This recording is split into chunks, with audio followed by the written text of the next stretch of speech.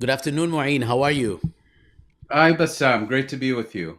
Always good to be with you, Habibi. I am, like yourself and many others, reflecting on some of the events that have actually the potential of creating a tectonic shift in the region. Nonetheless, this series is about what have we learned, and we will proceed as planned with the five items and topics you have chosen.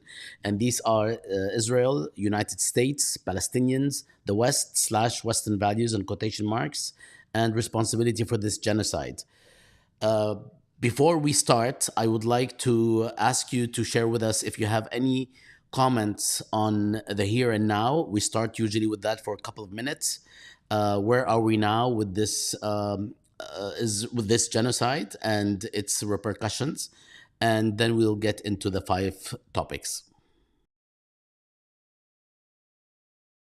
Well, just very briefly, I think what happened on October 7th of last year is that Hamas launched an offensive, the purpose of which was to irrevocably shatter the status quo. And Israel's response over the past year has been a campaign to fundamentally transform the strategic equation in the Middle East. It has done so with absolutely no restraints. That's why we're talking about genocide. That's why we're seeing what we've seen this past week in Lebanon. And it has done so with unconditional support, I would argue, not only from the United States, but from the West in general. I think we really are at a turning point, not only in the region, but arguably in the international system as a whole, because we're seeing the entire international order constructed after the Second World War being shredded before our eyes in order to support and enable Israel's continued hegemony in the Middle East. And this is going to have, I think, very far reaching consequences. The first topic is Israel. What have we learned in the past year about Israel?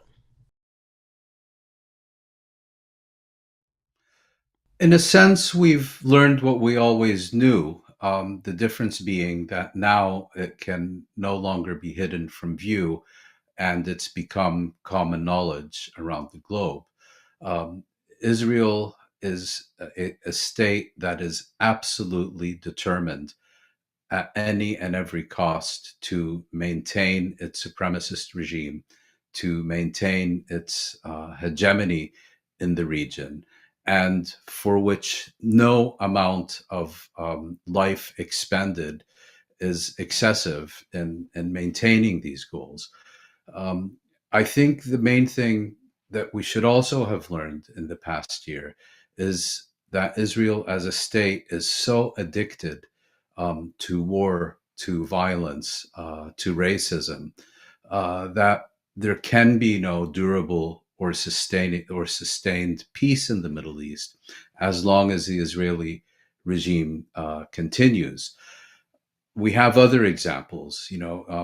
Post-war Europe, there would not have been peace in Europe after 1945 if particular regimes in that continent had not been dismantled at the end of the Second World War. Similarly, we could not have had peace in Southeast Asia without dismantling the genocidal Khmer Rouge regime. And most recently, uh, I think it's quite clear that we could not have had peace in Southern Africa if the white minority regimes of, first of all, the Portuguese colonies, but then, and more importantly, of the former Rhodesia and South Africa had not been dismantled and transformed. Of course, I'm making a very clear distinction between the regimes and their citizens, but I think it's now unarguable that unless the Israeli regime is dismantled, and unless this genocidal society that is Israel today is transformed, uh, there certainly can be no durable peace in the Middle East, and I would argue no peace at all. We have seen Israel basically being a raging bull in a china shop, whose operative principle, as put so well by Diana Boutou, is that nothing justifies October 7th, yet October 7th justifies anything and everything. It is a society and a state that has gone off the deep end. But we've also learned two additional things. First of all, again, this is something we could and should have known before, is how extraordinarily dependent Israel is on the West and the United States in particular, not only for its very survival, but also in order to prosecute these genocidal campaigns that it has been engaged in the past year. And secondly, that its sponsors and allies will stop at absolutely nothing to ensure that Israel can act as it pleases with total impunity without facing any consequences.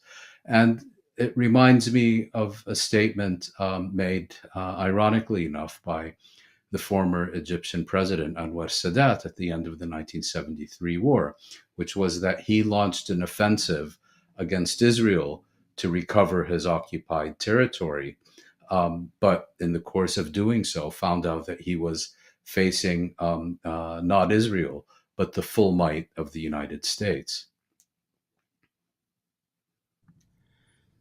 We will talk later or at another point about the violence, the intrinsic violence that Israel has exhibited for decades, because both you and I am confident, and many of our colleagues and sober analysts do not attribute this to some sort of essentialist trait or some sort of evil or some sort of, one of those terms that are used in the problematic discourse, mainly in the West, but also it exists in the East, that attributes all sorts of essentialist reasons why people in the region or groups in the region or states in the region or parties in the region are actually violent. And this is the kind of thing that also distinguishes us from these analysts and observers. But unfortunately, we will have to move to the next topic. And this is a big one, geographically and otherwise. And that is, what have we learned in the past year about the United States? Well, the United States, of course, has since the late 1960s been Israel's primary strategic sponsor. It's the enabler of Israeli expansionism. It is the arms supplier of Israel's various wars and so on. But I think what the United States has engaged in during the past year is really on a whole new level, even compared to its immediate predecessor, the Trump administration, and to other former US administrations that were known for being solidly in Israel's camp. Think of Reagan, think of Clinton, think of Bush Jr. The United States has literally stopped at nothing to ensure that Israel can rampage first through the Gaza Strip and then throughout multiple countries in the Middle East with total impunity. At each and every turn, it has stood foursquare behind Israel. It has essentially framed the entire last year as one of Israel engaging in what it terms its legitimate right of self-defense. In other words, genocide is a legitimate act of self-defense. Settler expansionism in the West Bank is a legitimate act of self-defense. What it is now doing in Lebanon is a legitimate act of self-defense. And at the same time, has said that its guarantee of Israel's security is ironclad. I think when we look at what has happened during the past year of the US trying to bully the international community not to hold Israel to account, of the United States willfully shredding not only the international rule book, but even its own domestic legislation, to ensure that Israel can act in the way that it has is really on a different level. And of course, every time a U.S. administration leaves the White House, at least since the 1960s, there's been a tradition that Israel bids that president farewell by saying he's been the best friend Israel has ever had in the White House. I think for whoever follows Biden, whether it is Trump or Harris, that's going to be too high a bar to exceed. It's almost impossible for me to conceive of a president who will be even more pro-Israeli than Biden has been. It's kind of the distinction between, on the one hand, the traditional unconditional U.S. support for Israel, um, with, let's call it, the hysterical devotion to anything and everything that Israel does. And the other interesting thing that we've learned in the United States is, notwithstanding everything I've just said, I think it's also fair to say that the tide is finally turning. If you look at public opinion, if you look at what you've seen on U.S. University campuses during the past year, if you look at the growing cracks within one of the two political parties in the Democratic Party over the past year, if you look, for example, at the Harris campaign's decision to choose Tim Walz rather than Josh Shapiro as a vice presidential candidate, I think there were many reasons for that. But I'm also quite convinced that Shapiro's slavish identification with Israel did play a part. So in that sense, you have kind of this contradiction where U.S. support for Israel has reached unprecedented heights, where one can only say that the U.S. is not only complicit in what Israel's doing, but is an active partner in what Israel's doing on the one hand, while at the same time, Israel's primary strategic asset globally, which has been the solid bipartisan support it enjoys in the US political system, backed by very substantial sectors of public opinion, that is beginning to fray. Thanks, Maureen. This takes us to another follow up question, which I must ask, even though it's going to have to be brief, if you don't mind. Since you talked about the U.S. and Israel, can you very briefly, and I know this is not fair, but can you tell us a little bit about the U.S. Israel relationship, not least in terms of who is in charge, if you will, or whose influence on the other is greater? Because although we have argued that the US is always the main player in this relationship, um, it appears to so many, and we've seen this all over the media and actually written analysis in articles, that it's the other way around. I think it's quite clear that dogs wag tails, and tails do not wag dogs.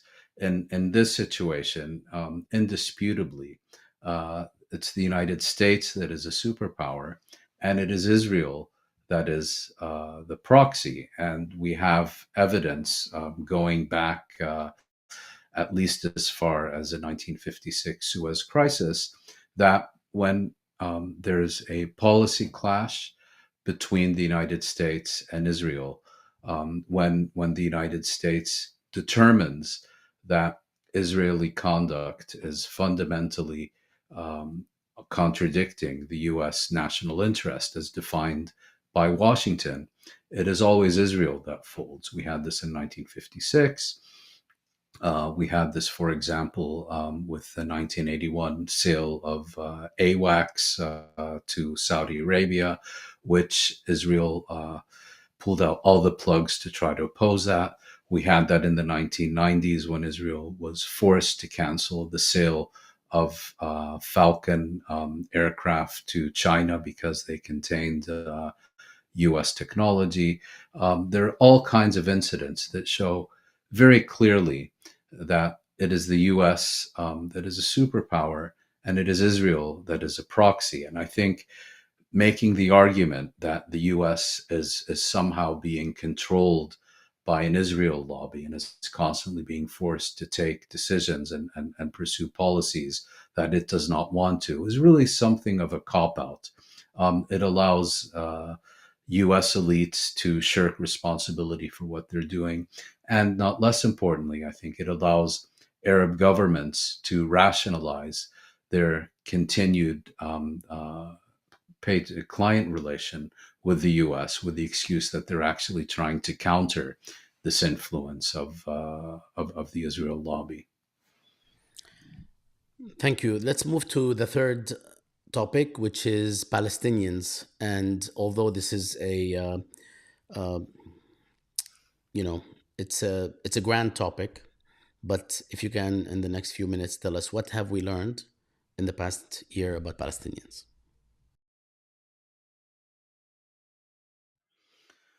Well, I think the main thing that we've learned about the Palestinians is that it's now indisputably clear who is the victimizer and who is the victim in this relationship. It was not the Palestinians who went to Poland and Lithuania to establish a state of their own and expel the native population.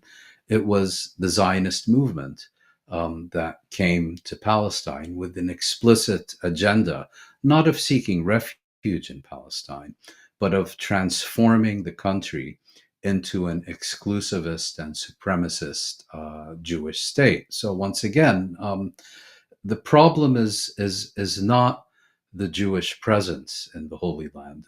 It's always been there. The problem is not even high levels of Jewish immigration to Palestine. The problem here is a colonial agenda of transforming an overwhelmingly Arab territory into an exclusivist and supremacist Jewish state, which required the removal of the Arab population, and that is exactly what we saw in 1948. And subsequently, particularly after 1967, the expansion of that state, again with this exclusivist and supremacist agenda, in pursuit of what it calls living space, Lebensraum. And what we've now seen in the past year in the Gaza Strip is that absolutely no resistance of any kind will be tolerated. When you have overwhelmingly peaceful resistance, as you had, for example, in the 1970s in the West Bank, or in the occupied territories during the First Intifada, there is massive and extraordinarily brutal violence and repression visited upon the Palestinians. And when you have active armed resistance to Israel, as you saw, for example, with the PLO in Lebanon in the 1970s, or emanating from the Gaza Strip last year, the response has been a campaign of genocidal violence. And in this latter case, the thorough and systematic destruction of the Gaza Strip to make it uninhabitable, unfit for human habitation. So, Israel and its sponsors have been extraordinarily effective in portraying the Palestinians as the aggressors in this relationship, as terrorists and jihadis and all the rest of it. But I think the past year, for those who were previously unfamiliar or insufficiently familiar with reality, has made indisputably clear that this is not a conflict, if I can just call it a conflict for the sake of argument. It is not one that was initiated by the Palestinians. In other words, we didn't go to their countries to take over their lands and expel them from their homes. They came to ours, and that is the root of everything that we've been experiencing. And the other observation I would make is, despite the extraordinary um, century-long campaign of violence and dispossession visited upon Palestinians by first the Zionist movement, then the State of Israel. Again, um, with the full backing of Israel, something Israel could not have done without its sponsorship by first Great Britain and then France and then the United States. Um, uh, Despite all of that, and despite what Palestinians rightfully see as the betrayal of Arab states, Arab governments, and so on, we've also learned that this is a people that will never surrender, that will never cry uncle, that will not disappear, and that will remain and that will continue to struggle for its inalienable rights until they are recognized and implemented. Let's move to the fourth topic, and that is the West in quotation marks, and or slash three options, Western values, also in quotation marks. What have we learned about these notions as perceived by those who actually profess to adopt them? Well, I think we've learned quite a lot about the West during the past year. Again, these are things that would have been apparent to people who had looked closely at these things previously. But the West, particularly since the end of the Cold War, has liked to present itself as constituting the entirety of the international community, and of course, of providing the leadership of that community. What we've learned during the past year is that, in fact, there is a very clear distinction between the international community, meaning the global community of states on the one hand, and the West on the other. And as we've seen, for example, in successive General Assembly resolutions on Palestine during the past year, and attitudes towards international legal institutions like the International Court of Justice and the International Criminal Court, is also that there is often a contradiction between the West on the one hand and the international community on the other hand. The West is the custodian of what it calls the rules-based international order. That's an order in which the rules are strictly applied to everyone else, and especially so against enemies and adversaries, but it's also one in which they themselves and their proxies, most prominently Israel in this case, get a pass, are not required to observe any rule whatsoever, and are free to actually undermine the international order. And I think the same observation applies to what are called Western values. Of course, we've had finger wagging Americans and Europeans going throughout the darker parts of the globe for decades now to teach the natives about elementary concepts like human rights, women's rights, democracy, and all the rest of it, because otherwise these poor dark natives wouldn't know the first thing about it. And again, on the altar of Western interests and on the altar of enabling Israeli impunity, these concepts have been thoroughly shredded. In other words, international law, the rule of law, human rights, the rights of children, press freedom, democracy, whatever you want. All these things have been comprehensively shredded when it comes to Israel, because Western values, meaning the power and interests of the West, and with it those of Israel, stand above and beyond any of those values that the West proclaims as its own and as values that it needs to teach to the rest of us.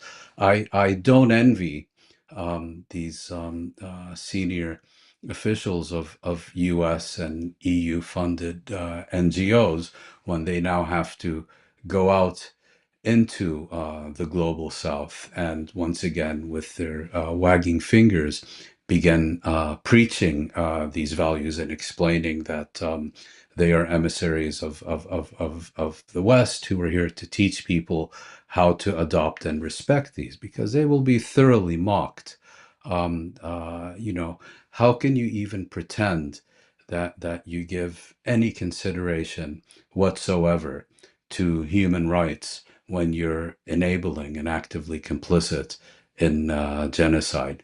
How can you possibly claim to stand for international law or the rule of law when you're actively working to oppose the International Court of Justice and the International Criminal Court and seeking to prevent them from fulfilling their responsibilities? So these things have been shown to be an absolute sham and a charade, and of course one consequence of this will be that henceforth, autocratic and dictatorial regimes in the global south, particularly those that are closely aligned with the West, will feel that in effect they have an unlimited pass to not only ignore but also repress demands for democracy, for human rights, for the rule of law, and so on,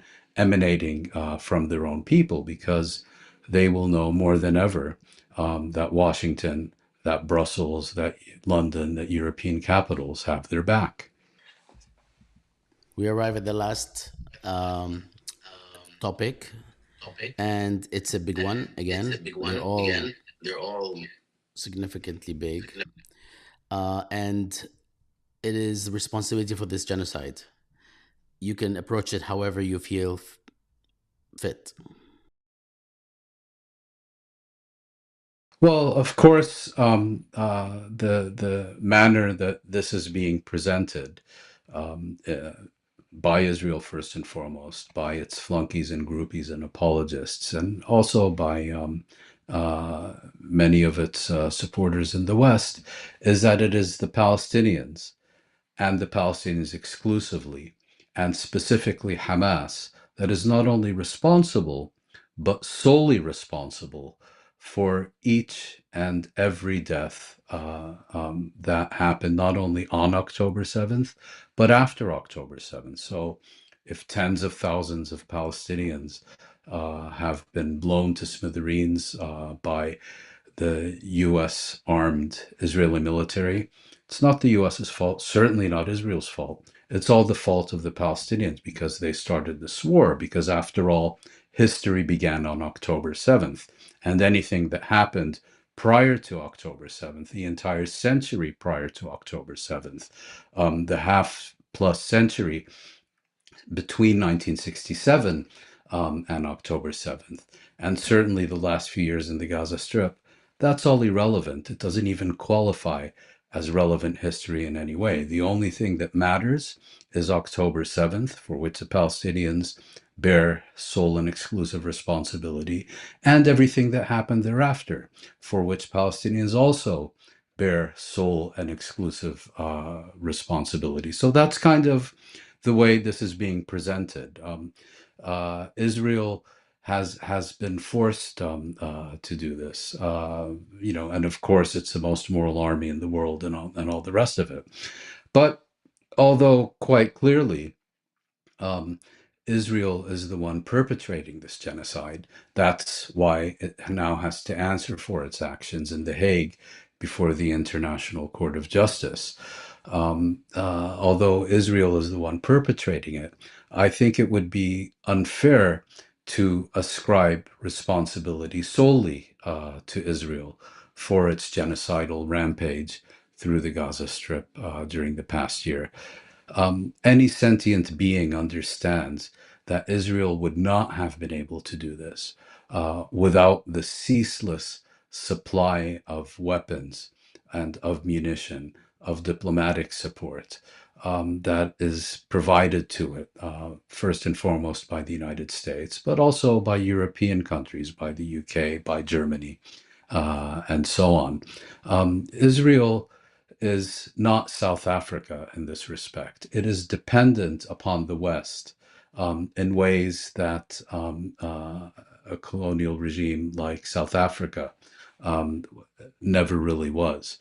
And so, therefore, I think to single out Israel for responsibility for this genocide, because it is the one that has perpetrated this crime of crimes, obscures the very clear responsibility because of complicity of all those countries that have enabled it by supporting it in various ways.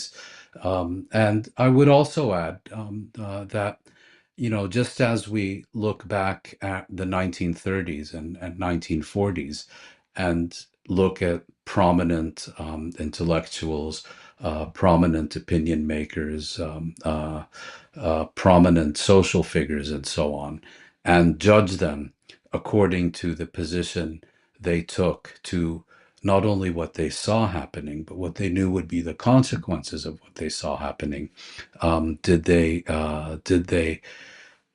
actively support it? Did they allow themselves to be part of it out of either ideological principle or opportunism or whatever, or did they look the other way and hope it would pass them by, or did they take stands of principle and seek to oppose it? I think those very same those very same criteria now need to be applied to all of us. You cannot, you know, drag Radio Rwanda to court and talk about how horrible these Rwandan journalists were in encouraging the mass murders and the genocide in Rwanda in 1994, and not apply the same standards and the same criteria to Israeli media. You cannot look at how, for example, Western news organizations and so on have conducted themselves during this genocide, and not judge them with the same criteria and standards that these very same news organizations have used to judge their peers during the 1930s and 1940s. So again, it's very clear who is perpetrating this genocide, but that cannot allow us to obscure who has also been complicit in this, either through active participation or support, or even passive acquiescence. Thanks, Maureen. We are entering our last parting segment, which is where do you think we are headed? What's next? And I say this at a very important historical moment. Um, After the assassination of the Secretary General of Hezbollah, Hassan Nasrallah, and many commanders before him and with him, which has actually caused a bit of hysteria in the West and Israel, uh, assuming that this is a done deal now, and has been actually quite demoralizing for many.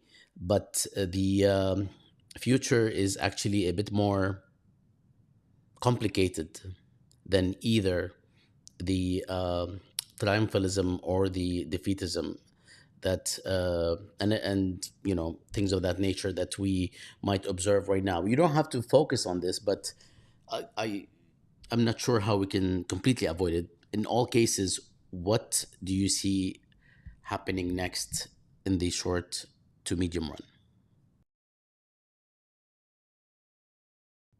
Well, I will in fact focus on developments in Lebanon during the past week. Israel shamelessly lifting a page, I should add, from the playbook of Nazi Germany in Europe during the 1940s, termed its operation to assassinate the Hezbollah leader Hassan Nasrallah, Operation New Order. And I think what this signifies is that Israel is not, you know, this was not just an assassination of a movement's leader.